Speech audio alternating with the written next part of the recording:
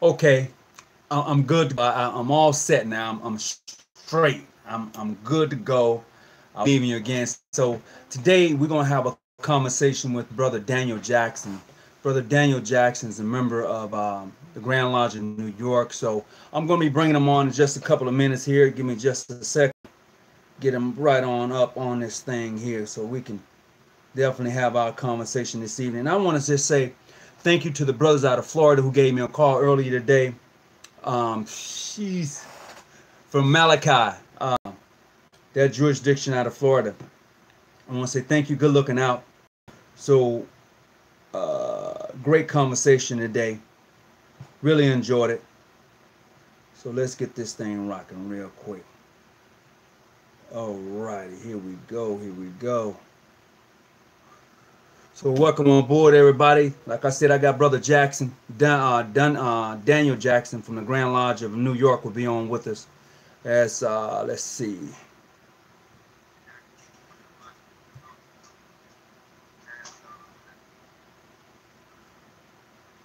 Let's see if I can get connected here. Okay. Brother Jackson, how you doing today? Okay, and yourself? I'm all right. I can't complain. I'm trying to get connected here. So just work with me, all right? Okay, no problem. Okay, all right. There you go. I think I got you all situated and ready to go here.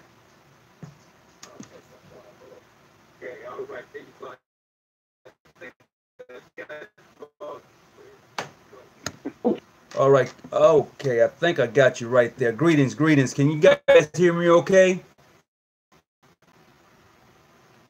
Brother Jack?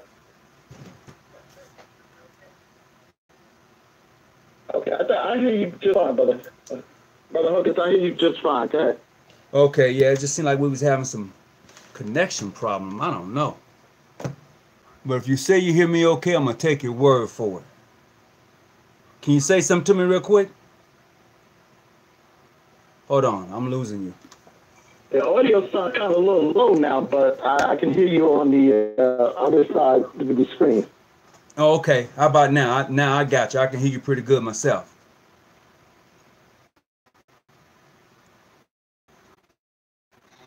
Yeah, I can see that right now from my it's through. I see that I'm back up. So you want to go ahead and get a spiel again and reintroduce yourself for me? Okay, good evening, brothers. My name is Daniel Jackson. I'm from the Grand Lodge of New York, one of the entities of the Grand Lodge of New York. Okay, can you hear me, brother Hawkins? Yeah, I got you. I hear you just fine. Okay. Yeah, I think you're getting some feedback on it though. Okay, I'm a part of the Scottish Rite. Okay, Scottish Rite, Shriners, Eastern Stars. You're a great part of that group. Are we getting some feedback? I think so. Oh, I'm trying to get this together over here. hold on. This ain't going. Okay. While you're taking. Okay, is that better now? Yeah, it's better for me. How about me on your? Okay, yeah, this will work just fine. Okay, the brother said he can hear you loud and clear, so that's good. Okay. Yeah, so today, brother Jackson, I'm gonna share a couple of stories with you. I got a couple of calls today. One story in particular, it was this gentleman from Raleigh, North Carolina, gave me a call. Okay. You know, he had checked me out on YouTube, you know, giving me some props, and I appreciated that. But he said, this is what he told me. He said that he was interested in becoming a Mason. He had done all of his research, looked at various lodges, and then he came across this brother. He wanted to know about Masonry, so they was going to do an interview with him, right? So in the process of doing the interview, they was talking, and it was a good interview. So he said that they was going to charge him to go and take a physical. Now I remember back in the days when I first came in, that was a situation where they actually had the physical part on the application, and that sort of thing. I don't know if they still have it today or not. I know my jurisdiction don't have that on their application. So he went on with it, and he was telling me that they was going to charge him $300. Okay. Now, I don't know what most Grand Lodges charge as far as their application fee and everything that it is to go into their jurisdiction. But I will say this. Any brother who's looking to become a Mason in any jurisdiction, I would always ask them to do their research on that particular lodge or that Grand Lodge to see, just to kind of get a feel for who they are, because I do agree what brothers do, what I've heard as far as people being taken advantage of and they're really not knowing what Grand Lodge and all of this stuff. But there are some protocols that I think that they should be looking for. And there are some questions that I believe that every person who's looking to become a Mason should ask. What's your opinion? That is excellent, and that is correct, Brother Hawkins. You need to ask much questions and as you can as you come in as before you become as a Mason. For somebody to charge you $300, that's very much questionable. Especially if you have your own doctor and you can go to your own physician and have yourself checked out, and you can bring that note to the lodge. The only reason I see that they would ask you for something like that is because of maybe a health condition, or you might be an older man, and they just want to make sure they have, when you go through your ceremonies, like when you get to your final degree, they want to make sure that you're strong enough to handle that degree, and there won't be no problems. But basically, yes, as coming in as a Mason, you always do your research and search before you take a leap into anything. Giving $300, I find that kind of a little hard to be giving $300 to anyone. When you can go to your own physician, like I said, and have your own self checked and come back with a note and clarify that you're okay. Well, I can only speak for my own jurisdiction. I know that when a person receives an application from this end, we have an investigation team. We prefer going to their home, because when you go to an individual home, you can really tell a lot about how they keep their themselves versus their home. You know what I mean? So we prefer going to their home and meeting their spouse. We want their spouse with them or their girlfriend, because we don't want you saying you coming to the lodge meeting and then you out at the thing. You know what I mean? You doing your thing tonight. And then that doesn't look good on the Masonic Lodge, So we want to make sure that we interview the brother and his girl or his fiance, his spouse should be in presence and during the process. And then what we do is we tell him what he's going to receive after he's become a Master Mason. So therefore, here's where your money is going. Now, that's how we do it on this end. And I know Brother Jackson, Philip Jackson, just said, hey, that $300 is kind of steep. Yeah, it is steep. Yeah, it is. It is kind of steep, Brother Hawkins, because on our side, the only reason they would ask for something like that, no, I haven't seen no lodges where I've been visiting and going to on our jurisdiction ask for no $300 at all. So I'm like, you can come in with a doctor's note and send it and give that to whoever you need to give it to in your lodge to start your initiation. It depends on like I said, on your age and your health. And we do the same thing there. I mean, we go and visit the applicant and their families and their wives, and we do everything the same way. There's no difference.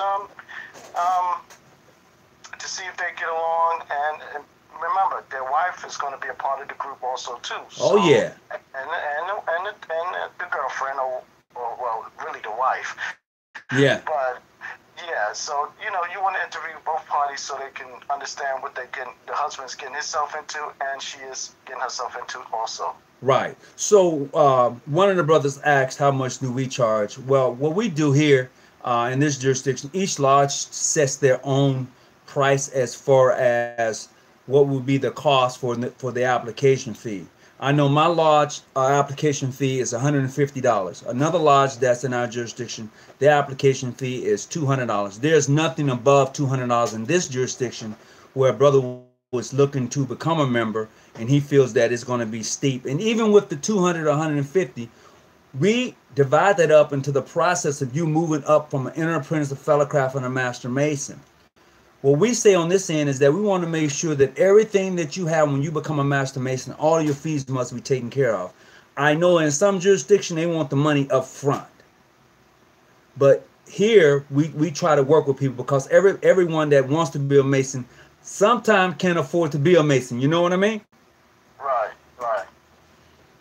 So I just want to just basically point that out, because that was kind of disturbing to me today, and to hear that, how people try to take advantage of other people who are really not familiar with the Masonic process, wants to charge them like that. And I even asked him, I said, what Grand Lodge they was part of. I wanted to know, because I didn't feeling one way or the other, be it PHA, modern field, what I wanted to know, what jurisdiction was that myself, because I felt that was just way overboard. It is way overboard. That's a little too much. I would definitely look into the lodge before I even go any further into that, and verify to see if they're okay person, they have a legit, self entity about themselves. And then, like I said, that $300 is kind of steep. I would definitely investigate before I even step my foot into the lodge. Right, and that's the best thing anyone can do. So, Brother Jackson, how long have you been a Mason? I've been a Mason about 15 years now. Oh, so you've done your traveling, you kind of gotten your feet wet, and a whole lot of other things, huh? Yeah, I got my feet wet. I'm like a duck. Yes, yes, I am. So, what is your opinion? You being from the Grand Lodge, New York, what is your opinion about other Masonic jurisdictions? Well, my opinion is that, we do have this thing going on with a lot of regular and irregulars. And from our side in New York, our Grand Lodge, we're not being taught to do none of that negative towards a brother or any other brother. We know that, talking for myself, I'm not speaking on the Grand Lodge. Right. As a brother, because I remember as a brother used to tell me that we man first before you became a Mason. Okay? And you got to learn how to respect each other as men first. Right. And when we get in the craft, it should be the same way. You should be able to respect your brother no matter what color, creed, or race he is, and stick by your obligations. So, yeah, we have a little thing up here where we don't put none of our brothers down, and we don't run up on them taking no jewels and all this craziness that everybody be saying they be doing. Because that's just, you're just asking for problems right there. Oh, yeah. We don't do none of that up here in New York. If you're not recognized, we just basically say, okay, we know you're not recognized, but we still giving you that respect, because we also have women Masons up here too. Wow, really? Okay. All right. And those are some real smart women, but listen, they don't get recognized by the Grand Lodge of England or by our Grand Lodge, but we still give them respect. If I see you on the street and I know you're a Mason, I'm going to say hello. We can fellowship in the same lodge. We can fellowship outside the lodge and get along just fine. Because you never know when I might need you, and you never know when you might need me. Well, that is, to me, what you just explained is simply Masonry in its true form. Because you never know who you're going to need. In my opinion, the process would be exactly the way you just broke it down. Yes, maybe we can't sit in the same lodge, but that doesn't make you less than a man than I am. It's just the protocol and procedures that we have as a jurisdiction. Outside of that, we can fellowship, we can maybe go have a beer, we can do what we do. And still respect each other, not only as men, but as Masons outside of the Masonic Lodge, as far as that is concerned. Did I lose you there? No, I'm still here. I'm still here. I'm just saying, that's my opinion right there.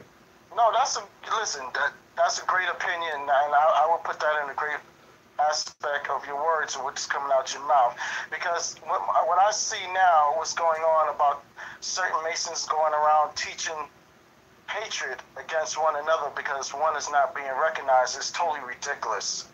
And that's not what we're being taught in our lodges. Mm-hmm. That's just certain individuals that's going out there doing that. Some people who want to support that, but it's not working. You know, I know it's getting a little out of hand sometimes where you look on some of these Facebook pages and you be like, wait a minute, this is not what this crap is about. Right. And, you know, and you got to remember, when you're on Facebook, there's younger kids, well, younger men who's 18, or about to be 18, looking at this stuff that you guys are publishing on Facebook. Now, if I had my son who he may not want to follow me and come into my lodge. He might want to go to International, Prince Hall, or Ancient Free. You know, he might go want to join John G. Joe. But if you're on that Facebook putting that stuff up there, how do you think that young black man going to feel about going to certain parts of the Masonry? Yeah, that's true. And how he may feel about going to Masonry, period. So if we don't watch what we're putting out, we're going to have a problem. We're going to have a problem in the craft itself. Younger folks, we all going to go in the same place, the box. Yeah, bro, we gonna fit that box now. Some of us may want to be cremated, but whatever, we gonna leave this rock. That's sure. Right. We gonna leave this rock. That is one thing we all gonna do, and that is one of the things I find that is very interesting in the whole concept of Freemasonry, where we find ourselves debating the regularities or irregularities of various jurisdictions. And yet, we all are going to leave this rock.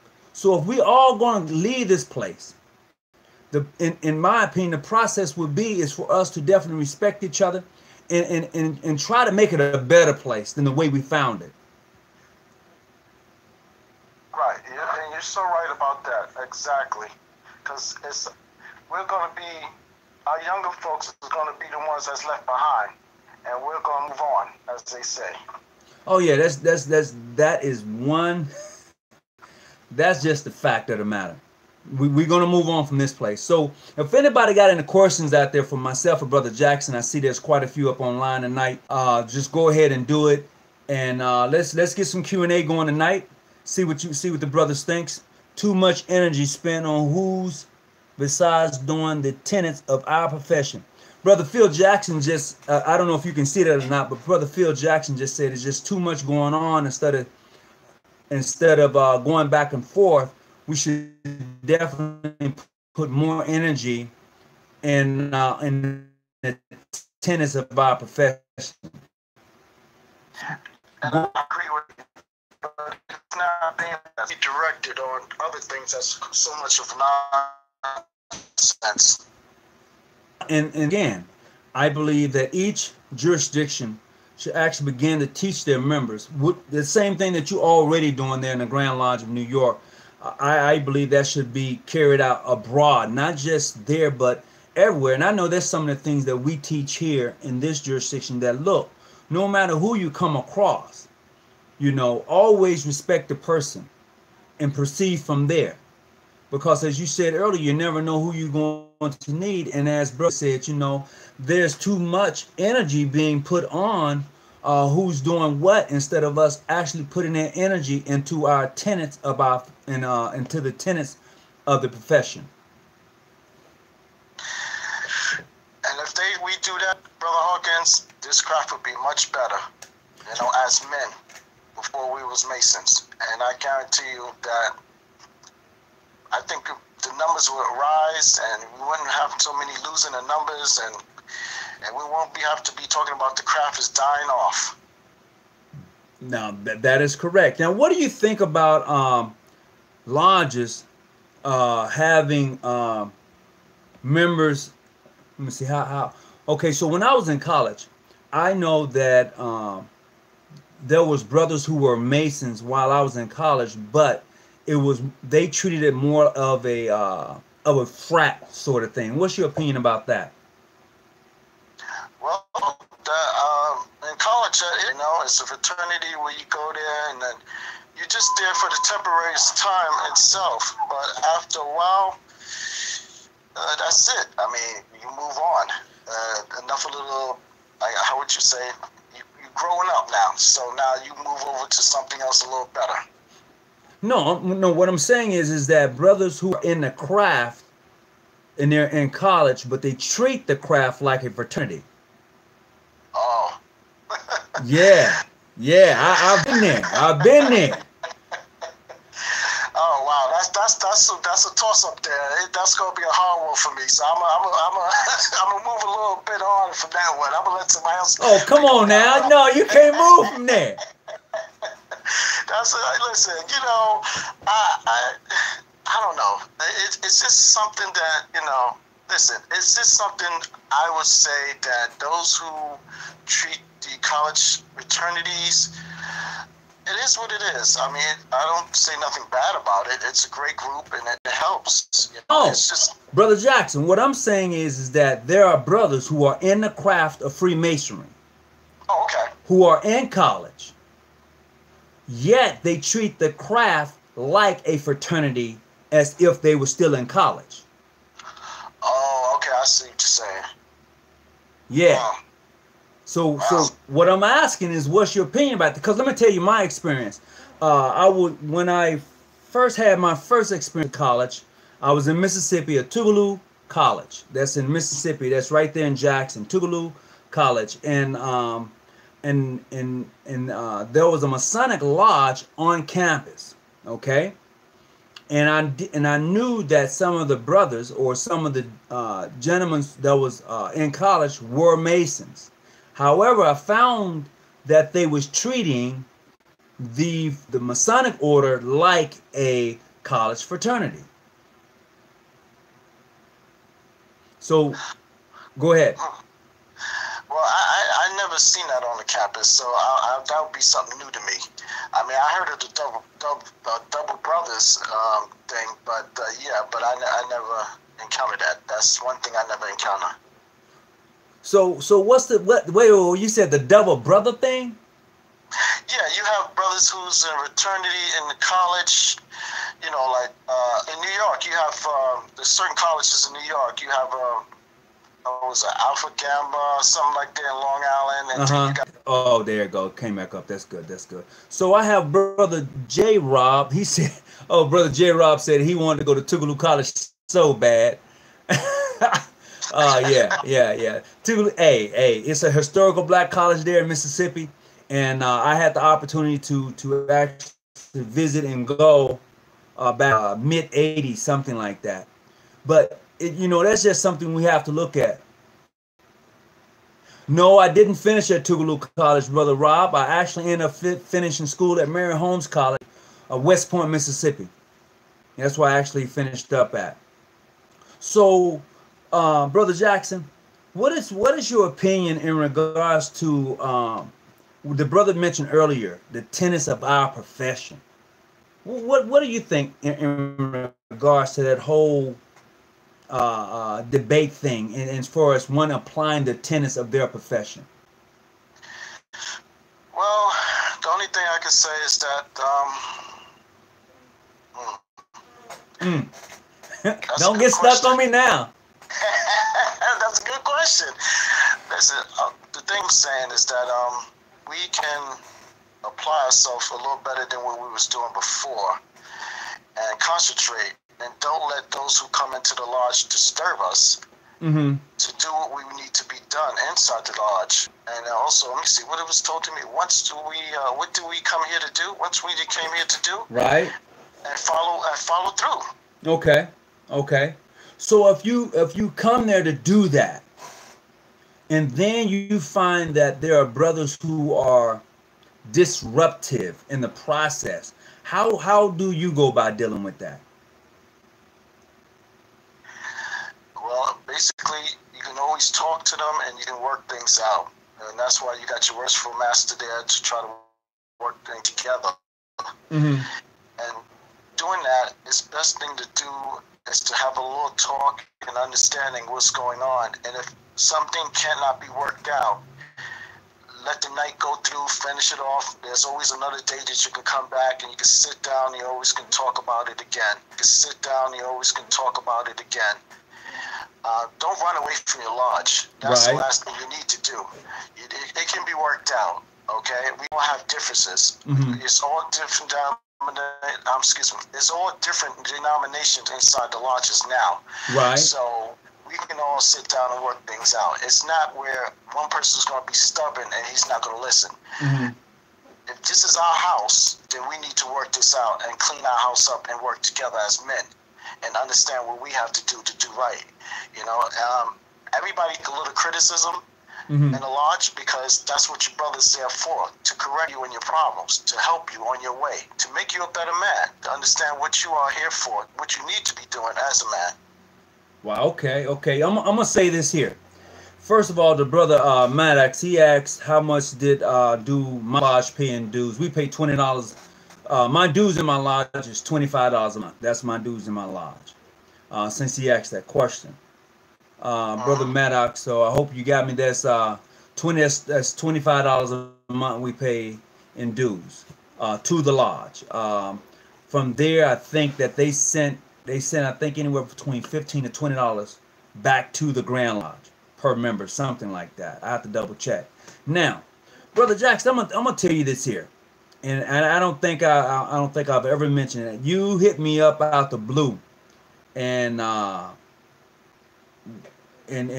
this is how we became acquaintance. You hit me up.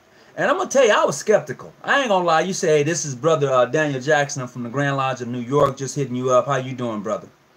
And I'm like, why is he hitting me up? I haven't heard nothing negative that you have brought out and showing negative towards John G. Jones or your lodge or any other brotherhood. All I seen was everything that was so piled. I even got younger kids over here in New York that look at your show who's, you know, very interested in coming into the craft, and they like it. They love your show, and they're learning a lot from it. So when the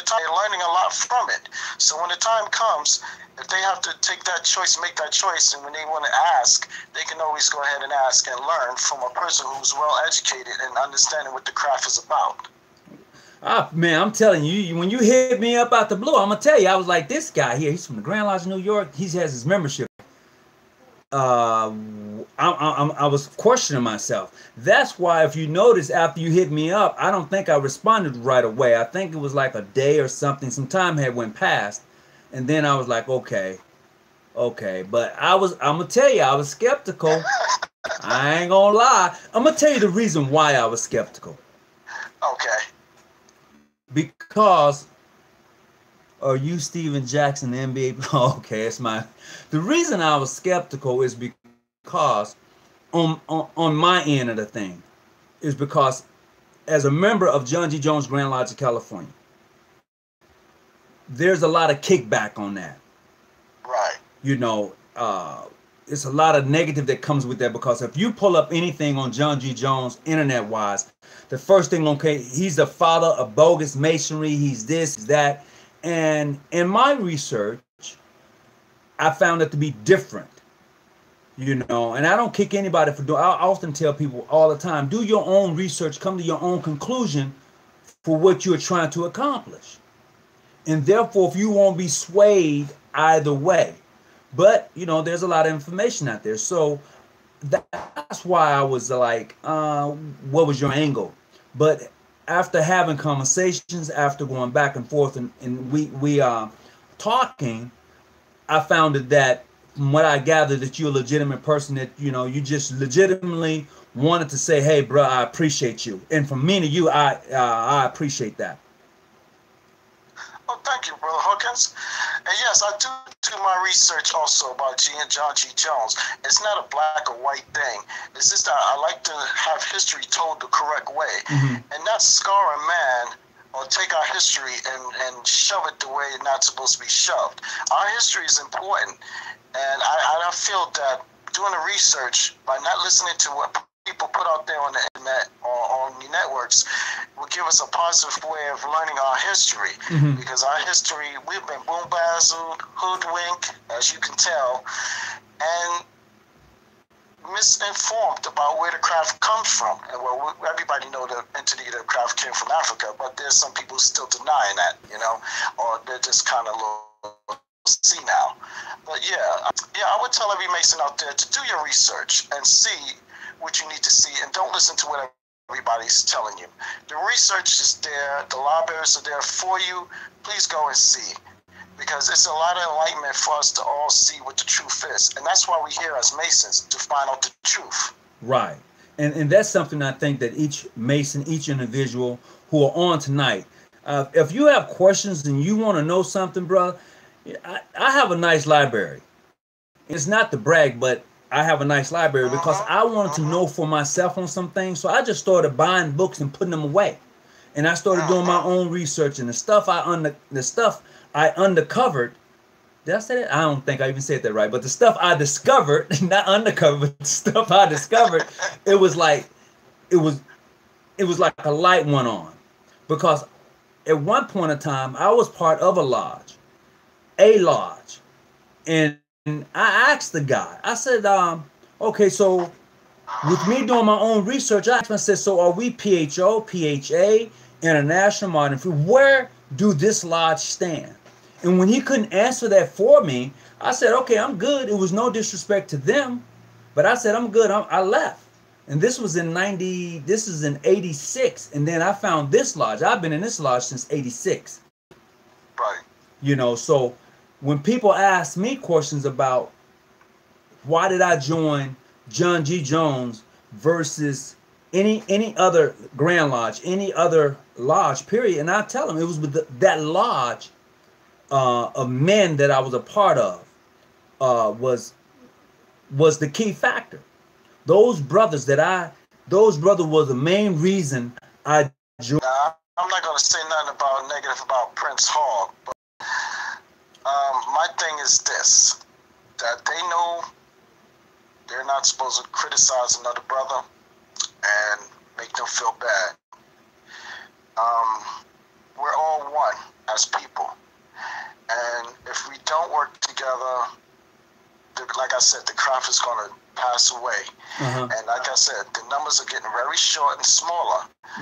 Both sides. I mean, it may look good. Our Grand Lodge may look, the numbers are getting higher now because you have a lot of people coming over from different organizations, you know. You know what I'm trying to say. Right. So, yeah, the numbers are going up. But, you know, I tell anybody, you go where you are welcomed and feel enjoyment. You know, you don't go nowhere that you're not feeling, wait, I'll put it like this. A brother told me, his name is Brother Brown, he told me, go where you're celebrated, not tolerated.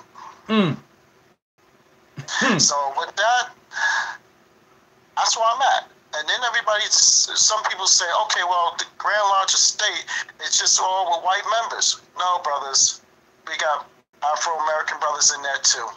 Okay. And they're there understanding what the craft is about and learning and teaching other brothers how to show brotherly love also too. There's libraries that we have at the Grand Lodge that you can come down and you can go and study and get the right education you need for yourself, and study and understand what the craft is about, you know, instead of taking somebody else's word for it. You also have lodge educators who sits in the lodge who's supposed to give you something to do while you're in the lodge at the time where you and the brothers are fellowshipping, to give you something to be there at the lodge with, to educate them, give them insight and say, okay, well, this was an interesting thing that we had. So, let me go see what I can get and I can bring back to the lodge and show them what I have, you know? But some of that stuff is not happening in the lodges. The guys are coming, they're sitting there for a little bit, and they leaving with nothing. And that's the same thing that Christopher Jackson, he was on a few days ago as a guest from St. John's Grand Lodge of Chicago, Illinois. That was the same thing he was saying in regards to going to meetings and you're not giving the new members or giving the brothers anything. So that's what he came up with. Yep, we take the time out and we sit down with our first, second, and third degrees, and we give them what they need so they can go past through it. Now, some people, some lodges, they do it so fast, like in one day or whatever. But our people, it takes up to 3 years. Wow. before you get to your third degree. And wait a minute, back up. Hold on. Two things real quick, Brother Jackson. Hold on. First of all, Brother Biggs asked if there was a amity between the Grand Lodge of New York and John G. Jones Grand Lodge. No, there isn't. However, myself and Brother Daniel decided to have this conversation this evening, and that's what Masons should do. It's not always about visiting the lodge. To me, Masonry takes place outside of the lodge. Inside of the lodge is where you learn the workings and how things supposed to go. But outside of the lodge, is my own opinion, this is where Masonry is at, and it's the best of Masonry. And what you're seeing here tonight between myself and Brother Daniel is what I would believe will be the best of Freemasonry, where two brothers can actually sit down and talk and have a conversation in regards to Freemasonry. So that's what the brother asked the question. He said black should make Masonry less of a college fraternity and more of a craft. And we was talking about that earlier. Brother Michael Smith said that black should make Masonry less of a college fraternity and more of a craft. And I do agree with him on that, because that's what I've seen. That's why I asked you that question, Brother Daniel, in regards to Masonry being on college campuses.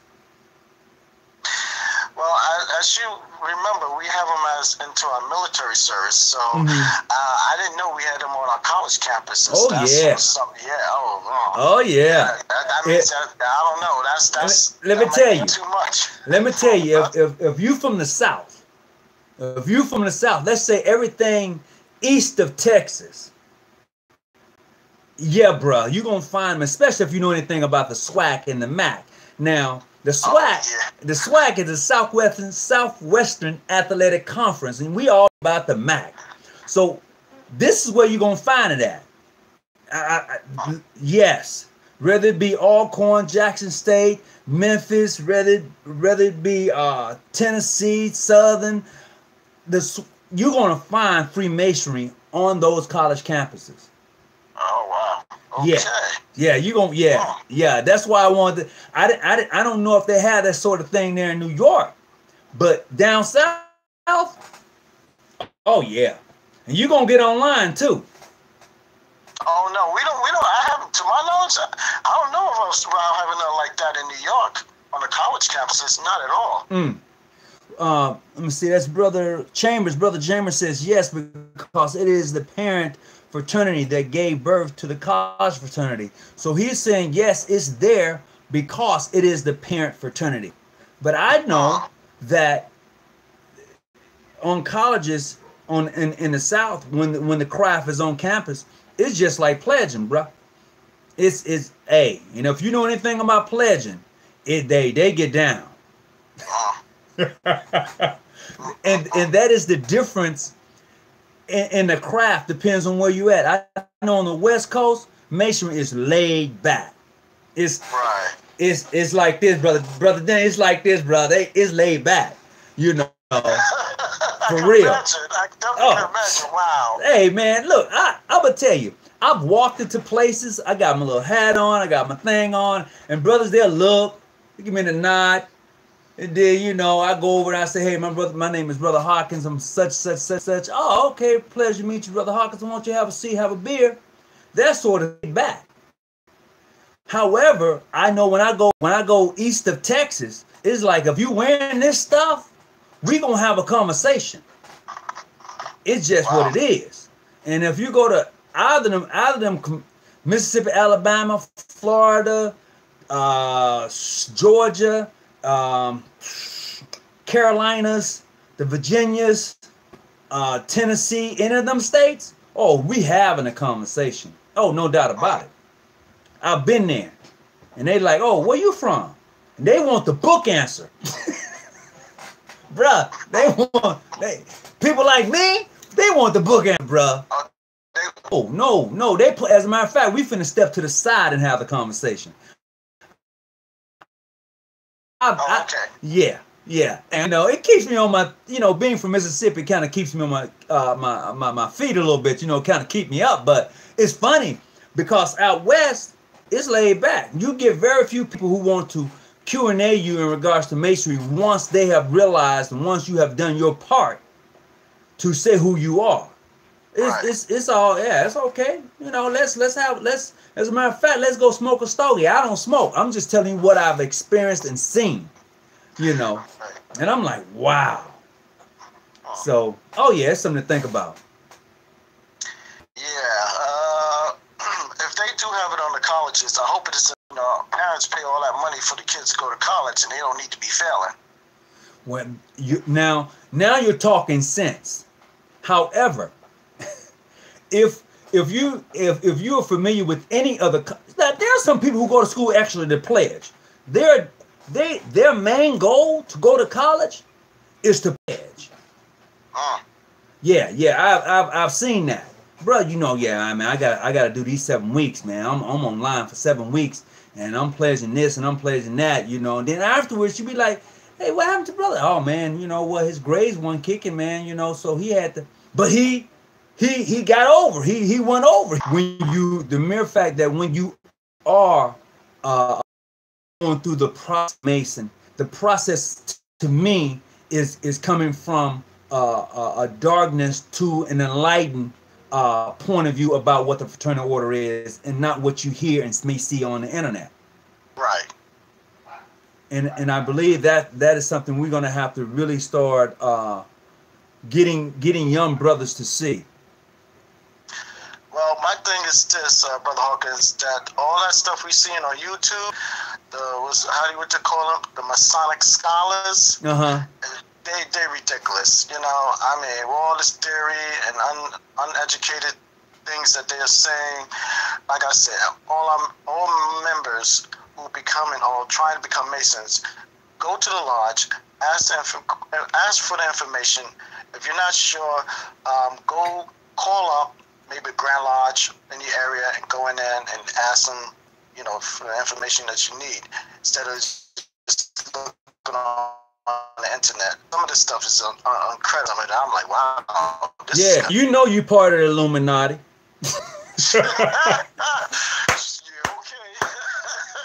What they say about the Masons, they say they are the Illuminati. And then, I hear about, the sacrifices and stuff like that. And I know I've heard that you Masons ride goats. Now, I don't know how. Right there, bro. Oh, my God. Yeah, bro, I'm telling you, the stories that we hear in regards to Freemasonry and how we should actually carry ourselves and what people should actually see is crazy. Let me tell you this here. So I work in the medical field, as most people know. I was getting off of work one day to get a cup of coffee. So I pulled up, I had a couple of dollars, I pulled it out, and the guy was like, no, the coffee was this and this. The young man behind me bought the coffee. And he said the reason he bought me the cup of coffee was because his father was a Mason. And he said this is how Masons should be treated when you see them. And I was like, really? Hey, did I take the coffee? Yes. Was I thankful? Yes. Was I thrown off? Yes. And I had a conversation with the young man after he made his purchase, just to see. He said his father was a Mason, and his father often told him, hey, this is how we treat each other. And I was like, wow, okay. It goes back to what you were saying earlier, though, in regards to how Masons should carry themselves. Right. I think something on your screen there. I can't even see it. What's that? It says Michael Smith. What? Okay, yeah, go ahead. I can't read it because my screen is not. Okay, so it says, Brother Michael Smith, he says, brothers are recruiting folks for that are not worthy to be Masons. These same brothers stop coming after they are raised. Boom. He's right. And I think that goes back to what we was talking about earlier in regards to when you do an interview with a brother, you should go see where he stays. See what his life is all about. Because when you go to somebody's home, it tells you a lot about that individual. Exactly. And that's why we, up in New York, they started a new program of background checks, you know. Most of the lodge now, they do a thorough background check now with the police department. Wait. Y'all do a background check with the police department? Yeah, man. Yes, they do. They do background checks now. Yep, because we got to be careful now because you got Masons that people who slip through the cracks, and we're not trying to hear that no more. So they really taking security really to a different level now. Wow. And yeah, that's what they're doing now. So if you're coming in, you're definitely being checked, you know, to make sure you're right and legit. I don't know if everybody else is going to follow, but you know, you want to make sure you have that right Mason in your lodge, and he's really the person that's supposed to be there, not the person that's supposed to be there. Right. So yeah, they're really taking really as they say, they're watching the gate, as they say. Well, this brother out of Texas said the same. I think this brother Tyrone. Yeah, he says the same thing is happening to me here in Texas. My items was paid for. The lady said her father was a Mason and said, y'all are good men, keep up the good works. Or he was relating to something I had said. And then Brother J-Rob said that, thank God for military Masons. You know, but you know what? You know what? That may be something, I don't know. I have to see. I have to bring that to the committee and see if there's something that I never really considered that. Actual background check on them, huh? Yeah, and that'll alleviate the nonsense that come to the lodge, and then, you know, most of these lodges now, you know, supposedly if they come in, if I bring somebody in, I gotta know you at least for 5 years before I bring you into that lodge. Right. You know, but it's not happening like that. You bring in a lot of trash and hash, and people go through the first 3 degrees, and then you don't see them no more. And it seems like they just come for the word, the password, the ring, and they're gone. And then they don't want to put no work into what they need to be put work into. So I call that, how would I call that?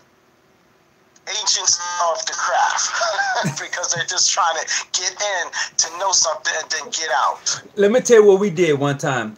California is a military town, right? Well, San Diego is definitely a military town. So we had a brother, he wanted to get raised before he got on the ship to go out for 6 months. We didn't feel that he was deserving to be raised right then, you know? Right. So the Wishful Master, he called the craft up, and you know, we was at a lodge meeting. He said, well, he wants to get raised before he go out to sea. We said, okay, let's do it. So we took him to the first part of the raising, right? And then we gave him the password. The password was shakalaka boom boom. So he felt, well, I'm in. I got the password. I'm set. Shakalaka boom boom. This is a true story. This brother got on the boat, right? He's hitting everybody up. They knew he was an apprentice. They know he had been past the fellow craft, you know. But he was like, yeah, I got raised, bro. I'm good. They was like, you got raised? Like, yeah, you know. He's like, I got raised. So they hitting him up. He hollering shakalaka boom boom. His brother. You see, that's why we have to do more checks before we start when brothers come into the lodge. We really have to do a good background check and give them time. You know, what we do in New York is like we give them like 6 months before we put them in to let them proceed to the first degree, and that's how we do it here.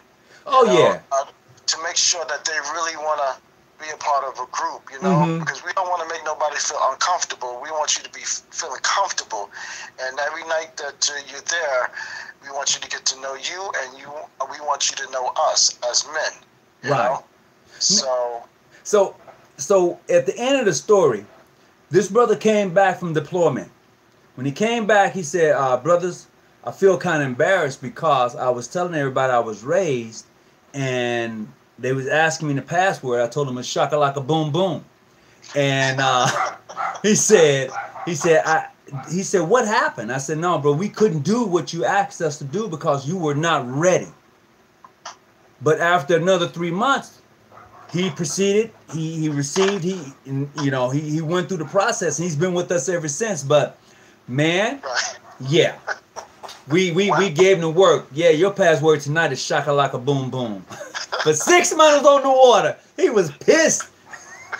Nobody would talk to him. None of that. Oh yeah. Oh yeah, I can imagine what happened. You got to be on the same ship with Masons and looking at you like you're crazy. Yep. And see, that's another thing about when you're on that water and when you're in the military and people know you're a Mason, it's a different atmosphere versus being on land and people know you're a Mason. Because I was told, and for those of you who are in the military, you can correct me if I'm wrong, I was told that brothers who are in the military, when you're out on water, they have lodge meetings, or what you would call an occasional lodge, where brothers just come together and just discuss and open up, just refresh themselves on Freemasonry. Now, this is what I was told. I was never in the military, but this is what I was told in regards to some of my brothers being in the military and people I've spoken with. Now, if you're watching tonight and you want to make a comment in regards to that, please do. So, Brother Jackson, I don't know if you've ever heard of that or not. No, I didn't. Oh man, I'm missing. That's new. Oh yeah. Oh. Oh okay. He said, Brother J. Rob said, yes, that is true. They will have you to meeting. They will have you meeting on the. They will have you meeting on the smoking deck. Oh, so Brother J. Rob, I believe he's in the military. He's confirmed that that's what happens. Oh, okay. Wow. Yeah. So it's various brothers from many jurisdictions will come and they would do that. Well, I guess the one who gave the wrong password, I know they looking at him like something's wrong. Bruh, Yeah. they wouldn't touch him with a 10-foot pole. They told him that we don't know what happened to you, but no, you can't. This meeting you can't know. They wouldn't even let him around. But when he got back, when he came to the lodge meeting, he was upset. But we had to explain to him why we did that. Because in this situation where we're at in Southern California, here in San Diego, and we get brothers coming and going on the boat, you know what I mean? So I may go to a lodge meeting and we got 25, 30 brothers. I'm like, yes. And then the next week I come, we got 10. You know, the Kitty Hawk, that's gone. But you know, the boat, or the boat, they're going to get me. The ship, they prefer calling them ships. The ship went out, and they're going to be out for 3 months, or they're going to be out for 6 months. And you be like, oh, okay. Well, there's nothing really you can do. You know, so you have to just continue to move forward. And that's what we get here out west a lot of times. The membership is great, but man, when the ships come and go, especially when they go, you be like, oh, it's gonna be dead for a minute. Oh, okay. Yeah. Wow. Well, you know something, Brother Hawkins? This has been a great evening. Well, to me, it's evening time. But to you, it should be. Yeah, but it was great getting on this, talking with you, and letting the brothers see between look, the Grand Lodge, New York entity, and then you got John G. Jones, and we're having a good conversation. Right. There's nothing negative coming out of it. We ain't calling each other clandestine. We're not recognized. You bogus. You know, we ain't doing none of that. For those who stand up here doing that, you need to stop it. Oh, man. It's just ridiculous that you're doing it. You're acting like a baby. And matter of fact, I just want to say something. If you came from another lodge or entity or international or ancient, wherever you came from, and you come to the Grand Lodge of Prince Hall, don't change the way you are because you come over, and stop putting your other brothers down and citing nonsense. That's just totally ridiculous. It just shows you what kind of person you are, okay? And there's brothers who's supposed to look up to you and say, okay, well, he's coming from over there, so he's coming here to our place to do the right thing. But you're not doing the right thing by what you're doing, by putting another brother against brothers. And it's getting kind of a little ridiculous, you know? And the stories I hear, matter of fact, I think I heard a story, another brother from Prince Hall told me that there was another brother, his car was broken down, and he had his daughter in it. And there was another man. I don't know if it was from Prince Hall, Grand Lodge Estate. I don't know where it was from, but it was down somewhere and down south. And he decided. He asked the man what lodge or whatever, where he was from, and the brother told him, "Okay, well, I can't help you." He got in his car and took off. Whoa, really? And when I hear stories like that, that just wow. It doesn't sound right. It just shows me that what's wrong with you. We're not the KKK, so let's get that straightened out. And we're not gangs. Mm-hmm. We're supposed to show brotherly love and help towards our community. Yes. No matter which way it's supposed to be. Uh-huh. And when I heard that, I said, you know what? That don't sound right. And then, okay, you may not recognize him because he's not regular. Okay, but think about his daughter in that car. Yes. She's gonna be cold. Put yourself in that same shoe on what's happening. Uh-huh. Come on now, Mm-hmm. That don't make no sense. So there's a lot more stories I could talk about, but I'm not gonna hold all up on those stories. But brothers, let's all keep it together. What this craft is basically mainly about. I know Prince Hall was a separate entity because they didn't allow blacks into the white lodges. Uh-huh. Well, I understand that, and I understand now it's changing a little bit. You still got certain Prince Hall lodges not being recognized, like certain parts of Georgia. There's other places that they're not recognized, but that's the reason because those two networks got to work things out. Mm-hmm. But let's not fall in that nonsense that we gotta keep badgering each other. We're supposed to work together as men. Uh-huh. So that is so true. That's the only thing I got to say, Brother Hawkins. Well, I appreciate you coming on tonight, and I'm quite sure everyone else does just the same, and it's been interesting. I didn't quite know how I was going to go, but it went very well, and I appreciate you coming on. And Brother Christopher Jackson will be back on with us on Wednesday, if I'm not mistaken, about the same time. I invited him back. So with that being said, I hope everyone got some out of this great conversation tonight with Brother Daniel Jackson from the Grand Lodge in New York. And just so you know, what he was saying was based upon his experience, his thing. He's not a spokesman for Grand Lodge in New York. He's just a member. I want to make sure I put that out. Am I right, Brother Jackson? Did I say that correct? Yes, sir. Yes, sir. Yes, you did. All right. Yes, all sir. right. All right. So with that being said, I'm going to say good night to everyone. And as I always say, keep your light on and stay out them bushes. Boom. All right, Brother Hawkins. Have a good night now. Later. Okay, bye-bye. Oh, you know what, gentlemen? Yeah. For those who are still watching, if you guys want to do conference call tonight, let me know. I'm going to hang on for a few minutes just to know, Brother Jackson, who wants to do a conference call. You can go ahead and hang up if you choose to, but we're going to probably do a conference call tonight because usually I get people asking questions that they usually wouldn't ask on the YouTube channel. So if anybody want to do a conference call tonight, just let me know by pushing yes button, saying yes, whatever you want to say, and I'll hang on just a few minutes longer.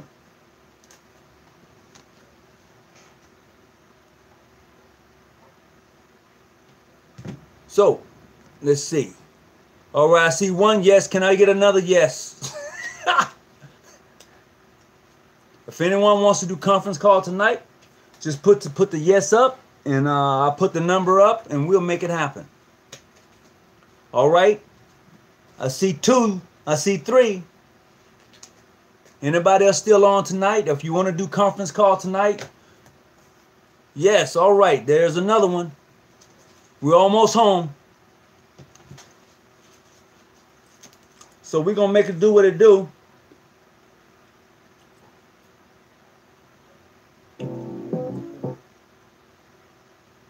Give me just a second. I'm still on too, bro. I'm just trying to find out who wants to do a conference call tonight. I'm going to send this number out.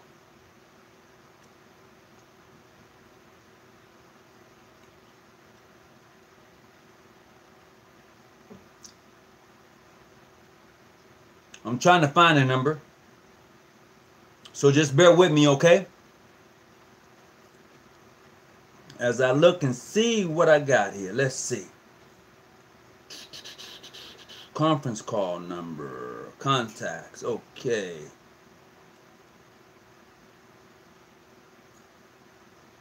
All right. The conference call number is going to be 605-472-5329. You're going to hit the pound. Then the access code is going to be 541512. Once again, the conference call number tonight. Man, what did I do to that? The conference call number tonight is 605-472-5329. Hit the pound, and we're going to go in with the access code is going to be 541512. All right? So I'm going to go ahead and sign off so I can get on here for the conference call. Wish everybody well. And as I said just a little while ago, keep your light on and stay out the bushes.